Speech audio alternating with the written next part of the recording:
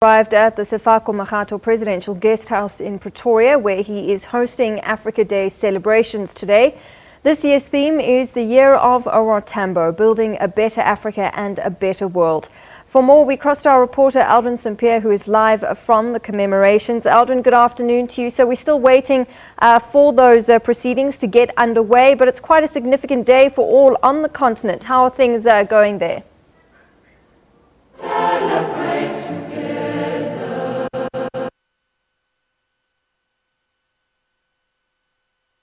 Let us all unite and celebrate together the victories won for our liberation. Let us dedicate ourselves to rise together to defend our liberty and unity.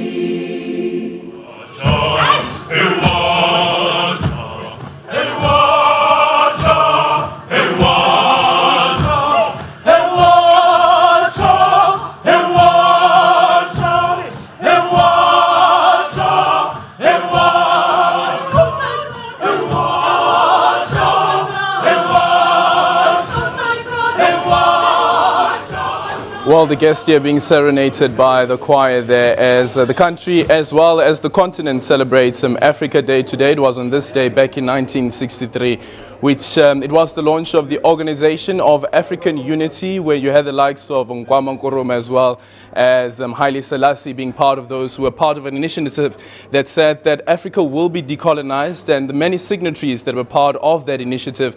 And this is where we find ourselves. I was actually listening to a clip yesterday where the Zimbabwean president, Robert Mugabe, was speaking about the formation of the African Union as well as the OIU, and he spoke about that if it was not for 1963, Africa as a continent, as a guest, as well as Zimbabwe as a country, wouldn't find itself where it is at this moment. So there are many things that we need to celebrate in terms of Africa Day, and those are some of the things that we expect President Jacob Zuma to be highlighting later today when he addresses the ambassadors, the various ambassadors who are part of the guest of honors of the president, who will be listening into what the president is saying. Of course, various events taking place across the country, not only in South Africa but across the continent as well, especially at the AU, which is the home of the African Union. And we know, of course, the formation of the OIU changing and forming into the African Union as we know it right now at this moment. Let me just quickly bring in my guest, who is the ambassador of the Diplomatic Corps, Mr. Ambassador Bene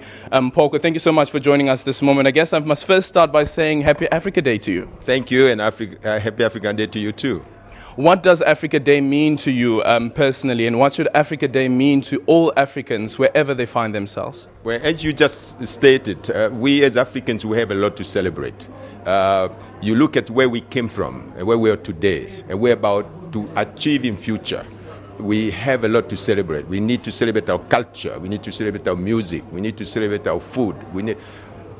More importantly, we need to celebrate our togetherness. The spirit of Ubuntu is the core of our culture, that as Africans, we belong to one another. You exist because I exist. Therefore, we need to cooperate and work together for the benefit of our people. So today, I wish I can just fly in my own imagination to find myself in different African countries, but to see how they're celebrating this important day. Some countries, like you mentioned Zimbabwe, some countries in Zimbabwe have called it a national holiday to celebrate this important day. So we should be proud of being Africans. Well, you speak about unity, and I guess unity was at the core of the formation of the OAU at the time. And even if you look at through the resolutions that were taken at the time, where those signatories who said that what we should do is pledge support, whether it be financial support, military support, for all liberation movements on the continent to ensure that those countries receive the liberation. Do you think that that unity has somehow, we've lost that unity after liberation, after every country on the continent has found that liberation? Not at all, because we fought the powers of the past. Now the continent is free. But the thing that will unite us today is economic development, because we need to develop Africa so that we can benefit from the enormous amount of resources that Africa is endowed with. So their unity, the sense of unity, had not lost. It's just a matter of shifting the focus. Instead of focusing on the liberation movement, we now need to focus on the economic development. Well, you speak about the economy, which is also the core of Agenda 2063, and one of the issues that have been echoed by even the former commissioner was the issue around beneficiation. You listen to our African leaders speak about how wealthy Africa is in terms of the mineral resources that we have. However, though, we continue to export these mineral resources, and value is only added outside of the continent, and the continent itself is not benefiting and its people. This is a matter of policy, economic policy. It's going to take time because those people, those who used to control these resources, they will not let them go. Because what we have in Africa, you don't find it in the north, you don't find it in the west, you don't find it elsewhere. The resources you're talking about, you don't find them elsewhere. Therefore, we understand why they would like to get a hold of those resources. We as Africans, we should transform them so that we can export finished products. We should not be exporting natural resources because we need to create jobs for our young generations. We need to create wealth throughout the continent. And when we condemn to exporting, the raw materials will never get there. But the Agenda 63, there is a chapter on the economic transformation, which means let's add value to our natural resources before we export them.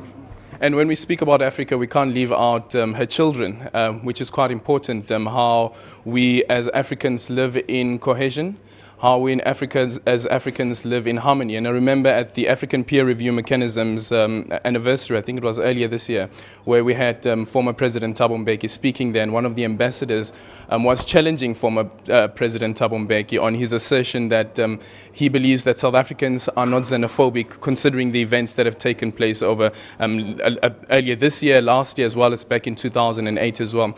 There was a proposal that was made by the former president that there be a meeting that be set up by yourself with the ambassadors to discuss this issue around xenophobia and how the continent can rid itself of what they feel is foreign tendency.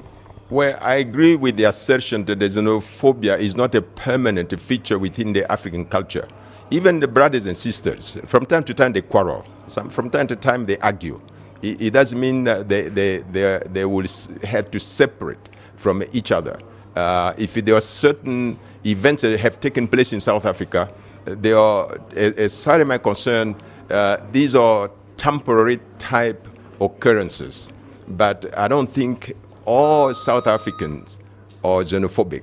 From time to time, people quarrel, but it's just because they're quarreling. And this is the case that I think former President Mbeki was making. Just because we are quarreling today, it doesn't mean we cannot be friends tomorrow. Just because we are quarreling today, it doesn't mean that we are bad people. It's just that we have, from time to time, you have to quarrel. So to me, as long as we talk to each other, as long as there is some kind of leadership within the communities where we live, there are going to be a level of acceptance of those who are different from us, those who are coming from a different culture. If you look deeply, you find out that we share the same culture. The way we bring our children, the way we relate to each other, and so forth. When you travel across Africa, you find that those cultural features, you find them everywhere.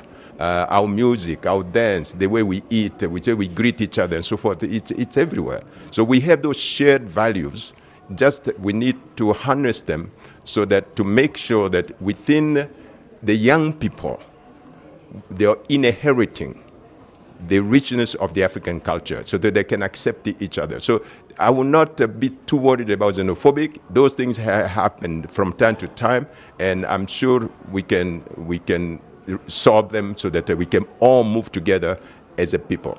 Well, Ambassador, let me let you go. I understand that the formal program is about to get underway, but thank you so much for your time. And again, happy Africa Day. Thank you very much. Thank you. Well, certainly there you have it from the Dean of Ambassadors, or the Diplomatic Corps here in South Africa, speaking about the state of the continent. And I guess we could have a conversation that goes on and on about the state of the continent and what the state of the continent is. If we speak about the leaders, who some say leaders for life, where you know that the African Union has a resolution around how many terms a leader should serve, and those are the type of issues that I believe that we should be discussing going forward, whereas we speak about African unity as well as where the continent finds itself, and of course issues around policies as well, and how the policies that are being set up by the various governments, the African governments, how they benefit their people, and then of course you have the Pan-African Parliament, which is quite an important institution for this continent, but most have been arguing that if you have the Pan-African Parliament not having teeth,